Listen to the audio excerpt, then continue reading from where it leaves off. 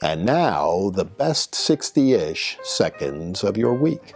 And in the bleak midwinter, big education is back in the news as the heads of so-called elite colleges and universities go before Congress to testify, and what a disaster that was. As you watch these college presidents defending anti-Semitism and the worst forms of hate speech imaginable as being so-called contextually controlled speech, etc., and refusing to condemn the call for genocide of our Jewish brothers and sisters. It really was amazing. And from my home state of Pennsylvania, Liz Magill, the president of the University of Pennsylvania, is now under serious fire, and it looks like she may be forced to resign. That would be a very good thing.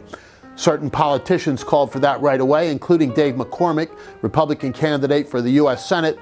Interestingly, Bob Casey, his Democrat incumbent opponent, has had little to say, as on so many other issues. But meanwhile, a state senator from Pennsylvania, a Democrat, called for Magill to resign right away. And the governor of Pennsylvania came darn close to it in harshly criticizing what she had to say. And what now brings it right back up to the top?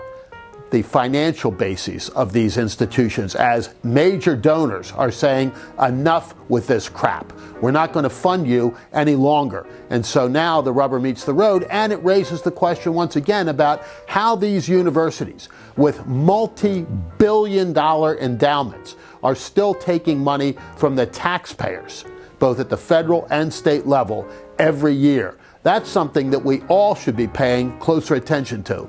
Again, it really was horrific this week to watch these university presidents sit there and say, oh, well, you know, free speech this and free speech that, and we can't interfere with this, and just outright refusing to both acknowledge and condemn what has been going on their campuses. The same campuses where, by the way, God forbid that you should call someone a little portly like myself fat, or use the wrong pronouns, because they'd go after you for that, but not for calling for the genocide of an entire race of people.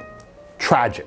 And more bad news for the Biden family, as Hunter Biden again is indicted with multiple felony counts. Now, multiple felony counts facing him in multiple jurisdictions. That simply isn't very good news for Hunter, but more important, by extension, for his father, who is wrapped into all of this stuff so clearly and obviously at this point. A man who has lied to the American people multiple times about his involvement in Hunter Biden's business, and now all the roads lead back to the man who lives at 1600 Pennsylvania Avenue. And meanwhile, he's out there telling the media, oh, they're all lies. It reminds me of a guy who said, I did not have sex with that woman, Miss Lewinsky. I mean, it really is reminiscent of looking into the camera and telling the American people a bold-faced lie. And now the impeachment inquiry into Joe Biden comes to center stage. And as the facts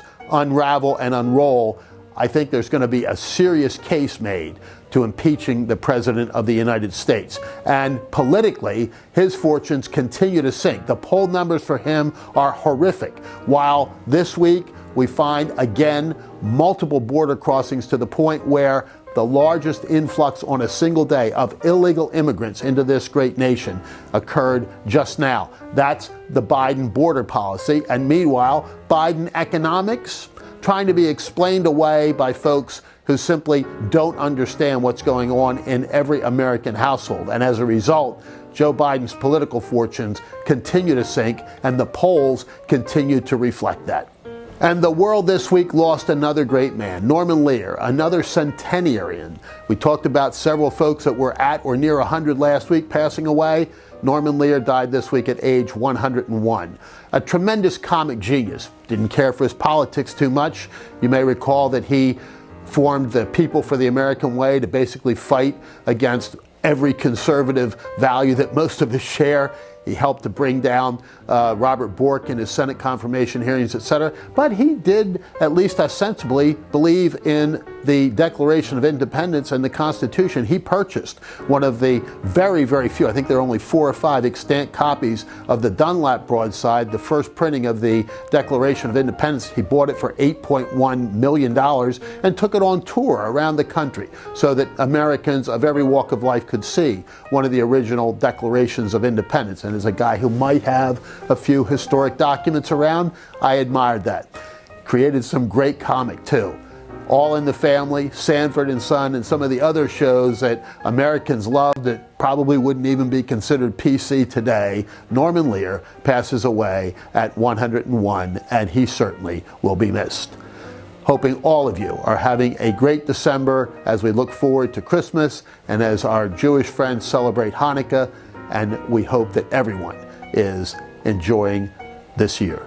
And for now, that is the best 60-ish seconds of your week.